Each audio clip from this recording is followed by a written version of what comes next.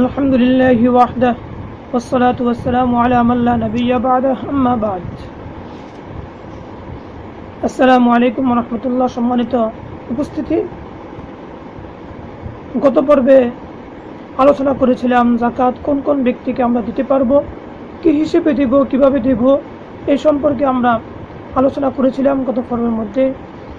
এই পর্বের মধ্যে ইনশাআল্লাহ আমরা কোন কোন ব্যক্তিকে আমরা যাকাত দিতে পারবো না, ওই সমস্ত ব্যক্তির কিছু কথা, কিছু মাসআলা আমরা আজকের টপিকের মধ্যে বলবো ইনশাআল্লাহ তাআলা। সর্বপ্রথম আমরা জেনে নিই, আমরা গত পর্বে জেনেছিলাম যাকাত দিতে পারবে যে ব্যক্তির কাছে যাকাত ফরজ হওয়ার জন্য নেশাব পরিমাণ সম্পদ থাকবে, মাল থাকবে, ওই ব্যক্তি যাকাত দিতে পারবে। এখন তার বিপরীত হচ্ছে, যার নিকট নেশাব পরিমাণ অর্থ সম্পদ মাল থাকবে, ওই সমস্ত ব্যক্তিকে যাকাত দিতে পারবো না। এরপরে যাকাত দিতে পারবো না আমরা আমাদের মাতা পিতা, দাদা দাদি, পরদাদা পরদাদি, পরনানা পরনানি ইত্যাদি। এরপরে যাকাত যে ব্যক্তি যাকাত দেবে, যাকাতটা তার ছেলে মেয়ে, নাতি নাতনি, পোতা পুত্রী ইত্যাদি, এই নিচের দিকে যেগুলো আছে ওই সমস্ত ব্যক্তিদেরকে আমরা যাকাত দিতে পারবো না। এবং যাকাত দেওয়ার নিজের স্বামী এবং স্ত্রী একে অপরকেও যাকাত দিতে পারবো। স্বামী স্ত্রী কিভাবে? এই স্বামী নেশাব পরিমাণ মালিক, সে যাকাতে তার উপর যাকাত ফরজ, ওই ব্যক্তি তার স্ত্রীকে যাকাত দিতে পারবে না এবং স্ত্রী তার স্বামীকে যাকাত দিতে পারবে না। আবার অমুসলিম যারা, তাদেরকেও যাকাত দেওয়া যাবে না। যার উপর যাকাত ফরজ হয় এরূপ মানদার ব্যক্তির নাবালেগ সন্তানকে যাকাত দেওয়া যাবে না। যে সমস্ত ব্যক্তির উপরে যাকাত ফরজ, ওই সমস্ত ব্যক্তির যদি অপ্রাপ্ত বয়স্ক ছেলে সন্তান বা মেয়ে সন্তান থাকে, তাদেরকে যাকাত দেওয়া যাবে না। তারপরে মসজিদ, মাদ্রাসা বা স্কুল, কলেজ, হাসপাতাল প্রভৃতি নিম্রান যে সমস্ত কাজ আছে, এই সমস্ত কাজের জন্যও যাকাত দেওয়া যাবে না। যাকাত দিলে যাকাত আদায় হবে না। মসজিদ নির্মাণের জন্য, মাদ্রাসা নির্মাণের জন্য, স্কুল নির্মাণের জন্য, কলেজের জন্য, হাসপাতালের জন্য, এই সমস্ত জিনিসের জন্য কি করা যাবে না? যাকাতের টাকা দেওয়া যাবে না। যদি দেওয়া হয় তাহলে যাকাত আদায় হবে না। এরপরে মৃত ব্যক্তির যে দাফন কাফনের জন্য বা মৃত ব্যক্তির ঋণ ইত্যাদি আদায়ের জন্য যাকাতের অর্থ ব্যয় করা যাবে না। যাকাত দিলে যাকাত আদায় হবে না।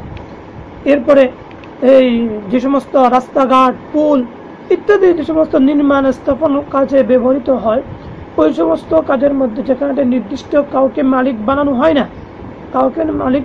ওই সমস্ত ব্যক্তি ক্ষেত্রে বা ওই সমস্ত বস্তুর মধ্যে যাকাতের অর্থ ব্যয় করা যাবে না। যাকাত দিলে আদায় হবে না। এরপরে সরকার যদি যাকাতের মাসআলা যেগুলো আছে, যাকাতের মাসআলাগুলো অনুযায়ী যদি সঠিক ফান্ডে, সঠিক খাতে যদি যাকাতের অর্থ ব্যয় না করে, তাহলে সরকারের যাকাত ফান্ডেও যাকাত আদায় করা যাবে না। এরপরে যাকাত দ্বারা মসজিদ এবং মাদ্রাসার স্টাফ যারা আছে, ওই সমস্ত ব্যক্তিদেরকেও বেতন দেয়া যাবে না। গরিব হলেও বেতন দিতে পারবে না। মসজিদ ইমাম, মুয়াজ্জিন, খাদেম যারা আছে, তাদেরকে মসজিদ ফান্ড থেকে যাকাত দিতে, মসজিদ ফান্ড থেকে বেতন দিতে হবে। এবারে মাদ্রাসার স্টাফ যারা আছে, ওই সমস্ত ব্যক্তিদেরকেও মাদ্রাসার জেনারেল ফান্ড যেটা আছে ওখান থেকেই কি দিতে হবে? যাকাত বেতন দিতে হবে।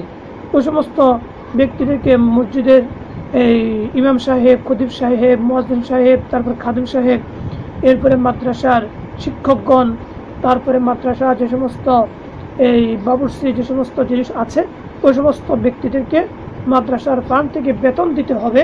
কিন্তু যাকাতের ফান্ড থেকে যদি আমরা তাদেরকে যাকাত দিই, তাহলে আমাদের ওই সমস্ত ব্যক্তিদেরকে যাকাতের ফান্ড থেকে বেতন দিলে যাকাতটা আদায় হবে না।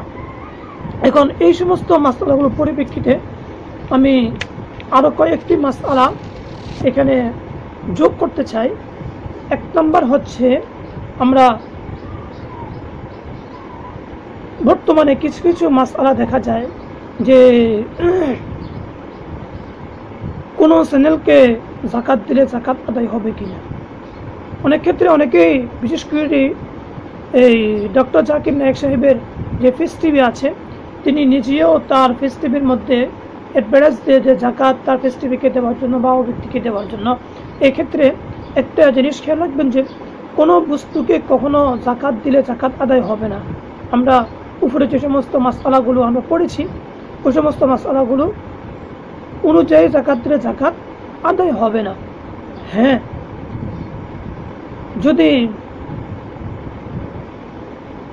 ডাক্তার জাকির নায়েক সাহেব বা এই সমস্ত আরও অন্যান্য ব্যক্তি যারা আছে ওই সমস্ত ব্যক্তিদের নিকট যদি গরু বা ফান্ড থাকে বা তাদের নিকট দিলে তারা সঠিকভাবে আদায় করে তাহলে ওই সমস্ত ব্যক্তিদেরকে জাকাত দেওয়া যাবে। তবে পেস টিভিকে সরাসরিভাবে জাকাত দিলে জাকাত আদায় হবে না এবং পেস টিভি চালানোর জন্য কোনো একটি ব্যক্তিকে বা চ্যানেল চালানোর জন্য কোনো যন্ত্র চালানোর জন্য কোনো ব্যক্তিকে যদি জাকাত দেওয়া হয় তাহলে জাকাত আদায় হবে না। এখন আমি ডিভাইডেড ফান্ড বা ফান্ড সম্পর্কে একটি কথা গত পর্বে কয়েকটি পর্বে বলেছিলাম যে প্রায় সরকারি যে ফান্ড আছে ওই সমস্ত ফান্ডগুলোর মধ্যে কি যে সরকারি চাকরি যারা করে ওটা অবশ্য এই জাকাত ওয়াজিব হবে কিনা ওইখানে পড়ে যে ওই সমস্ত যারা সরকারি চাকরি করে সরকারিভাবে তাদের বেতন থেকে 2000 বা 3000 বা 5000 টাকা কেটে রেখে দেওয়া হয়, যেগুলা তারা অবসর হওয়ার পরে একসাথে দেওয়া হয়। ওই সমস্ত ব্যক্তি ওই যে সমস্ত টাকা সরকারিভাবে কেটে তার বেতন থেকে কেটে জমা রেখে দেয়, ওই সমস্ত টাকাগুলো যতক্ষণ পর্যন্ত তার হস্তগত হবে না ততক্ষণ পর্যন্ত তার উপর জাকাত ফরজ হবে না। হ্যাঁ, কিছু কিছু প্রাইভেট কোম্পানিতে আছে টাকা এই চাকরিকর্তা যে ব্যক্তি চাকরি করে পেশাজীবী ওই ব্যক্তি নিজের পক্ষ থেকেই ওখানে একটা ডিপোজিট করে রেখে দেয় বা সরকারি চাকরি যারা করে ওই টাকাটা ওই সমস্ত ব্যক্তিরা যদি ওই জমাকৃত টাকাগুলো যদি কোনো আরেকটি ইন্স্যুরেন্স কোম্পানির সাথে যদি যোগ হয়ে যদি এখানে ইন্স্যুরেন্সের মধ্যে লাগায় বা কাজ করে তাহলে ওই ক্ষেত্রে ওই সমস্ত ব্যক্তিদের উপর জাকাত ফরজ হয়ে যায়, ওই সমস্ত ব্যক্তি তখন জাকাত দিতে হবে। এরপরে আরেকটি কথা আমরা জেনে নিই, কোন কারখানার মধ্যে কি জাকাত আসেনি না। যে সমস্ত কারখানাগুলো আছে আমি গত পর্বে আলোচনা করেছি ওই সমস্ত কারখানার মেশিনের উপর জাকাত আসে না, বরঞ্চ মেশিন দ্বারাই কলকারখানার মধ্যে যে সমস্ত উৎপাদিত দ্রব্য হয় ওই সমস্ত উৎপাদিত দ্রব্যের যে মূল্য আছে ওই সমস্ত মূল্যের উপরেই জাকাত ফরজ হবে, তার আগে জাকাত ফরজ হবে না। এই সমস্ত মাসলাগুলো দেখতে হলে আমরা ফিকহি মাকালাত যেটা আছে আল্লামা মুফতি তাকি উসমানী জাওয়াহিরুল ফিকহ একটা আছে, ফিকহি মাকালাত আছে, এই সমস্ত কিতাবাদিগুলো আমরা দেখতে পারি, দেখলে বা চাইলে আমরা ওই সমস্ত এই জিনিসগুলো আমরা জানতে পারবো ইনশাআল্লাহ তাআলা। এখন এখানে আমি আরও একটি মাসআলা যোগ করতে চাই। বর্তমান যুগে এমন কিছু কিছু ফান্ড আছে, এমন